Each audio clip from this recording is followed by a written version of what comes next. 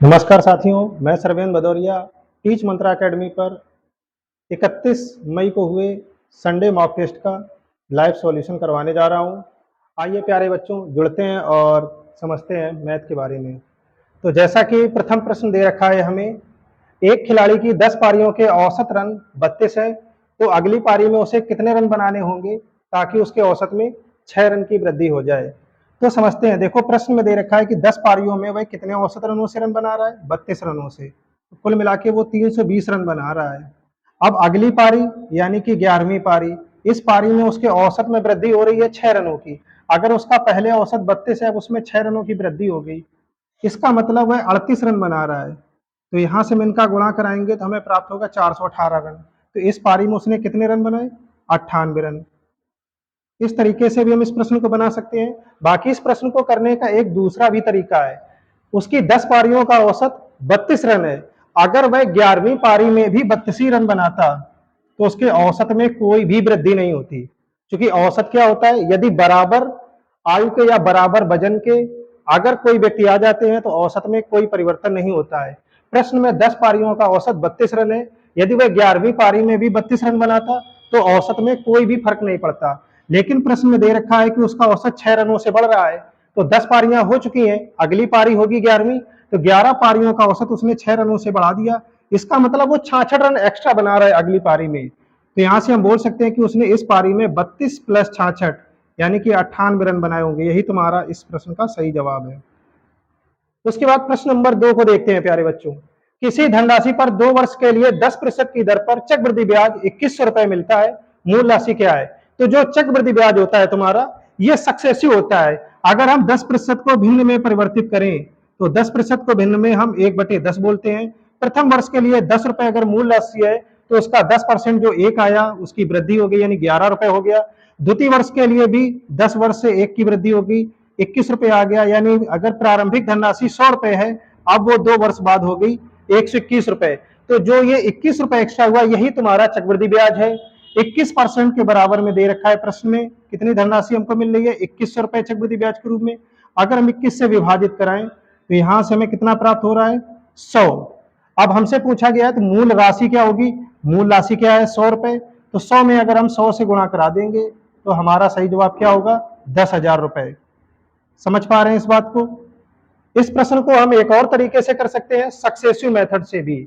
Successive method क्या होता है तो उसे समझ लें। x plus Y plus X Y अपन 100%। यहां पर रेट दे रखा है 10% का, तो 10 प्लस 10 इंटू 10 अपन 100%। तो यहां से जो हमें रेट मिलेगी वो 21% की मिलेगी। प्रश्न में दे रखा है 21 रुपए चक्रवृद्धि ब्याज है। 1% बराबर में आ जाएगा 100 के, तो 100% आएगा तुम्हारा 10,000 के बराबर में। समझ रहे हैं बात को? प्रश्न नंबर 3 समझे सभी प्यारे बच्चों। एक मिश्र धातु में 32% तांबा, 24% निकेल और बाकी जस्ता है। तो जो मिश्र धातु होती है वो धातुओं से मिलकर बनी होती है। प्रश्न में दे रखा है 32% तांबा है, 24% निकेल है और बाकी जस्ता है। तो अगर 100% मिश्र धातु है तो इस मिश्र धातु में हमें दे रखा है 32% तांबा है, ये तुम्हारा तांबा हो गया। प्रश्न में दे रखा है 24% निकेल है, तो ये तुम्हारा निकल हो गया। और शेष अब कितना बचा? तो 32 और 24 को जोड़ेंगे तो 56% होंगी तुम्हारी दो धातुएं, तांबा और निकेल। अब शेष बचा तुम्हारा 44%। तो 44% तुम्हारा क्या आ गया? जस्ता। अब टोटल कितनी है वजन इस मिश्र धातु का? 12 किलोग्राम। तो इस 12 किलोग्राम का अगर हम 44% निकालें तो ये आ जाएगा 5.28 किलोग्राम, जो कि तुम्हारा ऑप्शन डी राइट आंसर हो जाएगा। समझ रहे हैं प्यारे बच्चों? ये तुम्हारे 3 प्रश्न हो गए। प्रथम प्रश्न इसका सही जवाब 98, द्वितीय प्रश्न का सही जवाब 10,000 रुपए और तृतीय प्रश्न का सही जवाब 5.28 किलोग्राम।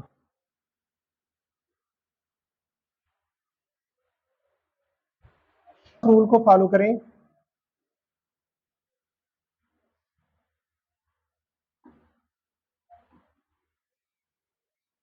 तो हम यहां पर देख पा रहे हैं 15 से 75 को विभाजित करेंगे तो आ जाएगा 5।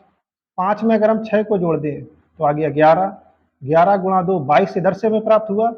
और अगर इधर पर हम देखें तो 72 और 34 106, इस 106 को जब हम 2 से डिवाइड कराएंगे तो प्राप्त होगा 53।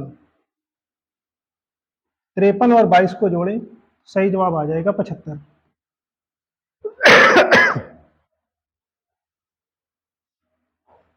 प्रश्न नंबर 5 को देखें, किसी संख्या का 40% उसके 60% से 30 कम है, तो संख्या का 20% क्या होगा? संख्या का जो 60% है और जो उसका 40% है, अगर हम इनका अंतर लें तो कितना आ रहा है? 20%। ये कितना कम है संख्या से? 30। प्रश्न में दे रखा है 30। अब हमसे पूछा गया उस संख्या का 20%, तो 20% तो लिखा हुआ है ये 30, सही जवाब हो जाएगा। अगर हम बेसिक से इस प्रश्न को समझने की कोशिश करें तो हमने मान लिया कि माना संख्या x है, माना संख्या बराबर में x। अब इस संख्या का 60% उसके 40% से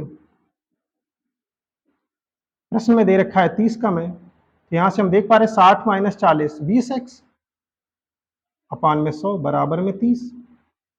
तो यहां से हमें संख्या पता चल गई 150। अब इस संख्या का बताना है तुम्हें कितना? 20%। तो 150 का 20% होता है 30। यही इस प्रश्न का सही जवाब है। प्रश्न नंबर 6, वह संख्या ज्ञात कीजिए जो 49 से उतनी ही बड़ी है जितनी 95 से छोटी है। एक बात मेरे बच्चों इतना हमेशा याद रखना, जब भी प्रश्न में उतना या जितना बोला जाए तो करते क्या है, दोनों नंबर को जोड़ लेते हैं और उनको आधा करा लेते हैं। 49 प्लस 95 बटे 2, दोनों को जोड़ेंगे तो 144 और 144 का आधा होता है 72। यही इस प्रश्न का सही जवाब है। क्वेश्चन नंबर 7 को देखें, 42 सेंटीमीटर व्यास और 14 सेंटीमीटर ऊंचाई वाले एक समकोणीय बेलन का कुल पृष्ठीय क्षेत्रफल ज्ञात कीजिए। मान लीजिए ये एक बेलन है तुम्हारे सामने। अब इस बेलन के बारे में हमें जो जो इन्फॉर्मेशन दे रखी है, इसका व्यास है 42, तो त्रिज्या कितनी हो जाएगी? 21। क्योंकि जो त्रिज्या होती है वो व्यास का आधा होती है, तो 42 का आधा 21 हो जाएगा। प्रश्न में ऊंचाई दे रखी है 14 सेंटीमीटर, तो ये 14 आ गई।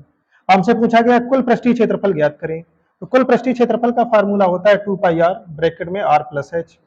एक तो तरीका ये है, तो यहां से हम कैसे बना लेंगे, 2 पाई का वैल्यू 22/7, त्रिज्या प्रश्न में दे रखा है 21, ब्रैकेट में 21 प्लस 14, तो यहां से 7 त्रिका 21 हो जाएगा। 22 दूनी 44 गुणा 3 132 गुणा 21 14 35। अब प्यारे बच्चों गुणा करा लें इनका, 35 दूनी 70, 35 त्रिका 105 7 112 और 35 से कम 35 11 46, तो 46 से 20 सही आंसर हो जाएगा। बाकी एक बात और हम समझ सकते हैं इस प्रश्न में, जब भी मेंसुरेशन का प्रश्न है और प्रश्न में अगर हमें पाई दिखे तो पाई का वैल्यू होता है 22/7, तो हम देख पा रहे हैं कि 22 इसके गुणज में है, और हमने नंबर सिस्टम में तुम्हें पढ़ाया था कि यदि कोई संख्या किसी के गुणज में आ जाती है तो वो उससे जरूर विभाजित होती है। तो जो 22 है ये फैक्टर है 11 का, तो हम देखें 11 से कौन से फैक्टर डिवाइड हो रहे हैं, तो यहाँ से देखें पहला ऑप्शन डिवाइड हो रहा है, ये तो हो ही नहीं रहा 11 से डिवाइड, ना ही ये प्रश्न हो रहा है 11 से डिवाइड।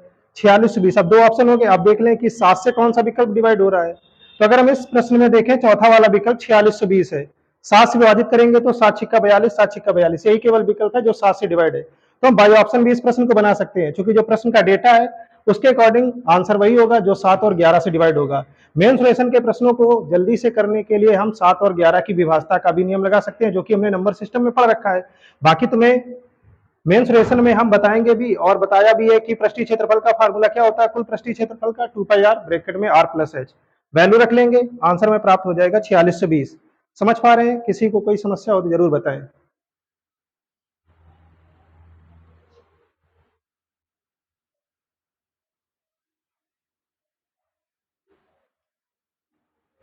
देखते हैं प्रश्न नंबर 8, एक आदमी कोई निश्चित दूरी 10 किलोमीटर प्रति घंटे की चाल से जाता है और वह 15 मिनट की देरी से पहुंचता है। अगर वह वही दूरी 12 किलोमीटर प्रति घंटे की चाल से जाए तो 15 मिनट देर से जाता है। तो यहां से दूरी के लिए एक फार्मूला भी होता है,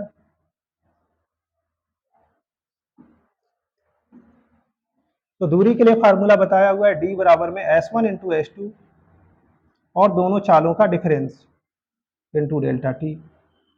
यहां से भी बना सकते हैं, पहले उसकी चाल कितनी है 10, अब उसकी चाल हो गई है 12, तो दोनों चालों का अंतर 10 और 12 का कितना आ रहा है 2। अब प्रश्न में दे रखा पहले वो कितनी देरी से पहुंच रहा था 15 मिनट, अब कितनी देरी से पहुंच रहा है 5 मिनट, तो दोनों देरी में गैप कितने का आ रहा है 10 मिनट का, गुणा में 10। अब प्रश्न का जो डेटा है वो किलोमीटर प्रति घंटे में और जो समय दे रखा है वो मिनट में है, तो मिनट को भी घंटे में बदल लें, तो मिनट को घंटे में बदलने के लिए 60 से विभाजित करते हैं, तो 0 से 0 कट गया, 6 से इसको कट करेंगे 2 और इस 2 से 2 कट गया, बचा कितना 10। यही तुम्हारा आंसर है। तो दूरी आ जाएगी 10 किलोमीटर। समझ पा रहे हैं? बाकी इस प्रश्न को पढ़ेंगे तो रेशियो से भी हम बना सकते हैं। बाकी प्रश्न में हमसे दूरी पूछी गई है तो बहुत ही आसानी से इस प्रश्न को हम बता सकते हैं। अब देखो यहाँ पर ये प्रश्न तुम्हारे एलिगेशन चैप्टर से आ गया है। 60 रुपए प्रति किलोग्राम और 65 रुपए प्रति किलोग्राम वाले दूध को किस अनुपात में मिलाया जाए कि मिश्रण को 68 रुपए 20 पैसे प्रति किलोग्राम में बेचने पर 10% का लाभ हो। देखो यहाँ पर जब भी मिश्रण होगा तो वहां पर लाभ या हानि वाली कीमत को नहीं रखते हैं। प्रश्न में दे रखा है कि रियल कीमत 100% है तो उसे कितना प्रॉफिट हो रहा है 10% का, यानी कि जो ये 68 रुपए 20 पैसे वैल्यू दे रखी है ये 110% की दे रखी है। 110% बराबर में अगर 68 रुपए 20 पैसे है तो यहाँ से हम सबसे पहले 1% की वैल्यू निकालें तो कितना आ जाएगा, 0 से तो 0 ही कट गया, 11 छिक्का 66 और उसके बाद में 11 दूनी 22, तो 100% बराबर में आ जाएगा 62 रुपए के। अब एलिगेशन लगा ले, पहले कीमत कितनी थी 60 रुपए, उसके बाद कीमत कितनी है 65 रुपए और पूरे मिश्रण की कीमत कितनी है 62 रुपए। तो अगर हम एलिगेशन लगाएं, एलिगेशन का तरीका क्या होता है, ये जो वैल्यू होगी वो इन दोनों के बीच की ही होनी चाहिए। अब इन दोनों में देखें 62 और 60 में से कौन बड़ा है, तो जो नंबर बड़ा होता है उसी से माइनस करा लेते हैं। 62 माइनस 60 करेंगे तो 2 आ जाएगा, इधर 65 बड़ा है तो 65 से 62 को घटाएंगे तो 3 आ जाएगा। ये इनकी मात्राओं का अनुपात आ गया, तो 3:2 तुम्हारा सही जवाब है। समझ पा रहे हैं प्यारे बच्चों? इस प्रश्न में थोड़ा सा टाइपिंग एरर है। प्रश्न में लिखा हुआ है ए बी और सी किसी काम को 440 रुपए में करने का ठेका देते हैं। ए और बी मिलकर, यहां पर तुम्हें लिखना होगा काम का 9/11 भाग, यहां पर थोड़ा सा टाइपिंग एरर है तो उसे कर लें, कोई दिक्कत नहीं। सी का शेयर पूछा गया है। अब यदि देखो टोटल तीनों का शेयर कितना है 11 रुपए और प्रश्न में शेयर दे रखा है 440 रुपए, यहां से एक की वैल्यू निकालेंगे तो 11 चौके 44 40 रुपए। अब समझने वाली बात यह कि तीनों का शेयर 11 रुपए है, उसमें से ए और बी इन दोनों का शेयर कितना है 9 रुपए। अब 11 में से ए और बी का शेयर कितना है 9 रुपए, ये ए और बी का है, तो शेष बचा हुआ जो शेयर है वो सी का हो गया। तो सी का शेयर कितना आ जाएगा 2 गुणा 40 यानी कि 80 रुपए। यही तुम्हारा आंसर है, तो 80 रुपए तुम्हारा सही जवाब हो जाएगा। समझ रहे हैं बात को? ऑप्शन क्वेश्चन नंबर 11, 4,000 रुपए की राशि पर x% की दर से 3 वर्षों का साधारण ब्याज 5,000 रुपए की राशि पर 12% की दर से 2 वर्षों की साधारण ब्याज के बराबर है। तो x का मान तुम्हें बताना है। तो देखो 4,000 रुपए की जो राशि है उस पर x% की दर से 3 वर्षों में जो ब्याज हमें प्राप्त हो रहा है वो बराबर में है 5,000 रुपए की राशि पर 12% की दर से 2 वर्षों में जो हमें साधारण ब्याज प्राप्त हो रहा है। यहाँ 100 से 100 कट गया, 3 जीरो से 3 जीरो ये कट गए, 3 से काटेंगे 3 चौके 12, 4 से 4 ही कट गया, तो x बराबर में आ गया 5 गुणा 2 10%। यही सही जवाब है हमारा। प्रश्न नंबर 12, ए तथा बी ने क्रमशः 1,85,000 रुपए तथा 2,25,000 रुपए की पूंजी निवेश करके एक व्यापार शुरू किया। यदि बी ने 9,000 रुपए का लाभ प्राप्त किया हो तो व्यापार में कुल लाभ कितना हुआ? तो समझने की कोशिश करें प्यारे बच्चों।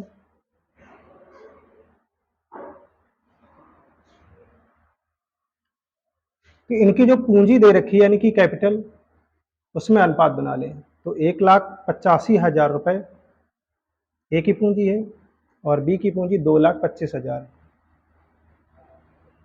तो अगर पूंजी में अनुपात बनाएं तो 5 से काटेंगे तो 37 और यहाँ पर 45, ये इनकी पूंजी का अनुपात है यानी कि कैपिटल। टाइम दोनों के लिए समान ही है तो एक एक, पूंजी और समय का गुणा लाभ में बढ़ जाता है तो लाभ आ जाएगा 37 और 45 के अनुपात में। प्रश्न में दे रखा है बी का लाभ कितना है 45 और प्रश्न में दे रखा है 9,000, तो 45 बराबर में है 9,000, डिवाइड कराएंगे तो एक का वैल्यू आ जाएगा कितना 200।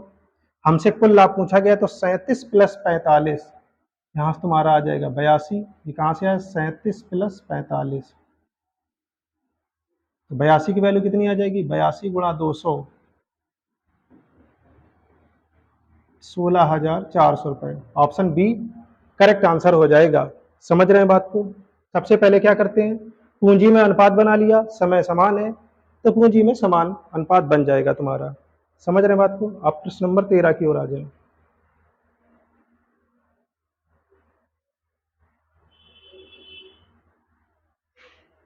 दिया गया ए अनुपात बी 1/2 अनुपात 3/8, बी और सी में अनुपात दे रखा है 1/3 अनुपात 5/9, सी और डी में अनुपात दे रखा है 5/6 अनुपात 3/4।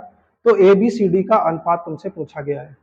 अगर हम इस प्रश्न के विकल्प को देखें तो कौन सा ऐसा विकल्प है जिसमें हम 1/2 कराएं फर्स्ट का और दूसरे का 3/8 कराएं, जो कि तुम्हारा बराबर आ जाए। तो अगर हम ऑप्शन नंबर बी को देखें बहुत ध्यान से, यहाँ पर अगर ए की जगह पर कितना लिखा हुआ 6 का हम अगर 1/2 कराएं और बी की जगह पर लिखा हुआ 8, उसका अगर हम 3/8 कराएं, 8 से 8 कट गया, यहाँ पर 2 त्रिका 6, देखो 3 अनुपात, यहाँ पर भी सेम आ रहा है ना सेम।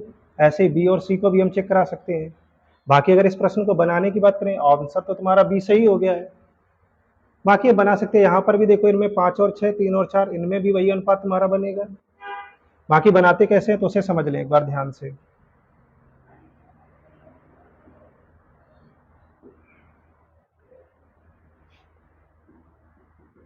ए और बी को अगर हम लिखें अनुपात के रूप में, यहाँ पर 8 है, यहाँ पर 2, तो अनुपात कितना आ जाएगा तुम्हारा 4:3।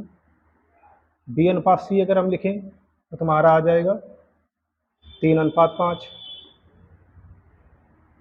सी अनुपात डी लिखें तो ये तुम्हारा आ जाएगा 10:9। अब ए बी सी डी में अनुपात बना लें तो कैसे बनाते हैं, 4 त्रिका 12 गुणा 10 120, 3 त्रिका 9 गुणा 10 90, 3 पंचे 15 गुणा 10 150 और 5 त्रिका 15 गुणा 9 135। अब सभी डेटा 15 से कट रहा है तो कैसे कट करेंगे, 15 × 120, 15 × 90, 15 गुणा 10 150 और 15 निम्मा 135। 8 6 10 9, ये प्रश्न का सही जवाब होगा। अब प्रश्न नंबर 14 देख लें ध्यान से। शांत जल में एक नाव की चाल 10 किलोमीटर प्रति घंटा है, यह धारा के प्रतिकूल 45 किलोमीटर दूरी 6 घंटे में तय करती है, तो धारा की गति ज्ञात करें। जब कोई नाव धारा के प्रतिकूल दिशा में जाती है तो नाव की चाल में धारा की चाल को माइनस करा देते हैं।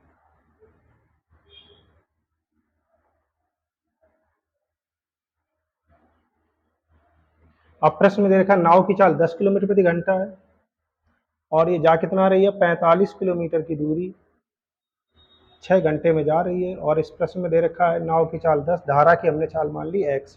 अगर हम विभाजित कराएं यहाँ से प्राप्त होगा 6 7 42 और 6 पंचे 30, तो x का मान आ जाएगा 10 - 7.5, 2.5 किलोमीटर प्रति घंटा सही जवाब है इस प्रश्न का।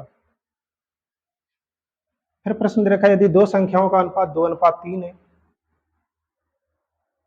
और उनका लासा, तो हमने संख्या को 2x और 3x मान लिया, अगर इनका हम लासा लें तो आ जाएगा 6x।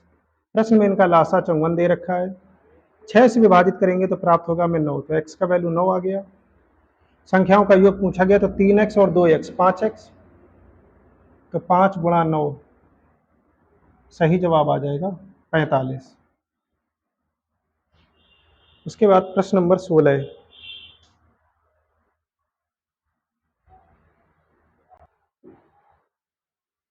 प्रश्न नंबर 16 देखते हैं। ए और बी किसी कार्य को क्रमशः 15 और 10 दिनों में पूरा कर सकते हैं। उन्हें 35,000 रुपए में कार्य करने का कॉन्ट्रैक्ट मिलता है। इस कॉन्ट्रैक्ट की राशि में ए का हिस्सा पूछा गया है।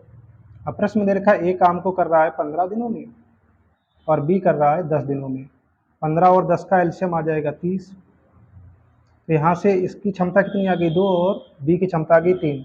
तो जो कॉन्ट्रैक्ट की राशि है वो इनकी क्षमता के अनुपात में बांटी जाएगी। तो ए और बी की कुल क्षमता कितनी हो गई 2 और 3 5। प्रश्न में दे रखी 35,000, अगर हम 5 से विभाजित करें तो एक का वैल्यू आ जाएगा 7,000। हमसे पूछा गया है ए का हिस्सा, तो ए का हिस्सा कितना है 2, 7 × 2 कराएंगे तो 14,000 सही आंसर हो जाएगा इस प्रश्न का। प्रश्न नंबर 17 को देखें। 17 नंबर प्रश्न में लिखा हुआ है किसी धनराशि पर 11% की दर से 2 वर्षों का चक्रवृद्धि ब्याज 6,963 रुपए है, समान अवधि और समान दर पर इसका साधारण ब्याज तुमसे पूछा गया है। हमने बताया 2 वर्ष की बात हो और अगर चक्रवृद्धि ब्याज की बात हो तो चक्रवृद्धि ब्याज क्रमागत रूप से मिलता है, तो उसके लिए हम एक फार्मूला लगा सकते हैं x + y + xy/100%। यहाँ से अगर हम देखें 11 प्लस 11 प्लस 11 गुणा 11/100, 11 11 22 प्लस 1.21, 23.21% का ब्याज मिला। प्रश्न में दे रखा है 6,963 रुपये, 6,963 रुपये ब्याज मिला। अगर हम विभाजित कराएं तो 1% की वैल्यू आ जाएगी तुम्हारी 23 त्रिका 69 और 21 त्रिका 63, यानी कि आ जाएगी वैल्यू 300 के बराबर में। तो 100% की वैल्यू अगर हम निकालें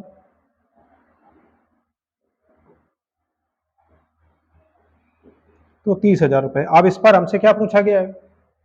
साधारण ब्याज पूछा गया है। तो साधारण ब्याज कैसे निकालते हैं? SI बराबर में PRT/100। मूलधन कितना है? 30,000। समय अवधि 11% के लिए और 2 वर्ष की समय अवधि है, बटे में 100। 11 दूनी 22 त्रिका 6600 रुपये। ये तुम्हारा सही जवाब हो जाएगा। प्रश्न नंबर 18, अब इसको समझ लें।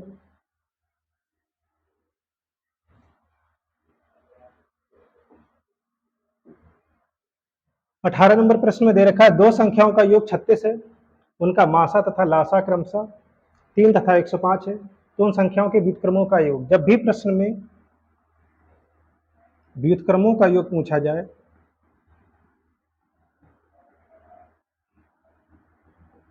तो हम कैसे कराते हैं? संख्याओं का योग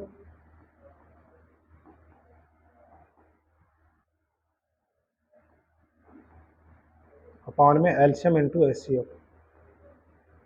संख्याओं का योग प्रश्न में दे रखा है 36 और एलसीएम एचसीएफ दे रखा है 3 और 105। यहाँ से अगर हम देखें 3 से कट करेंगे तो 12, 3 से इसको कट करेंगे 4 और इससे कट करेंगे तो 35। सही जवाब आ जाएगा 4/35। कैलकुलेशन का फिर से समझ लें, 36 बटे योग और बटे में लासा गुणा मासा 3 गुणा 105,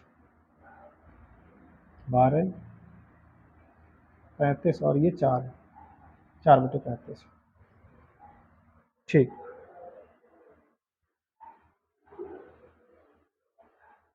अब प्रश्न नंबर 19 को देख लें। प्रश्न नंबर 19 में दे रखा A अनुपात B 5:7 है, C अनुपात D 2A अनुपात 3B दे रखा है, यानी कि 2 पंचे 10 और 7 त्रिका 21। अब हमसे प्रश्न पूछा गया AC अनुपात BD, A यानी कि 5, C मतलब 10, B यानी कि 7 और D मतलब 21। 50:147। ऑप्शन नंबर सी इस प्रश्न का सही जवाब हो जाएगा।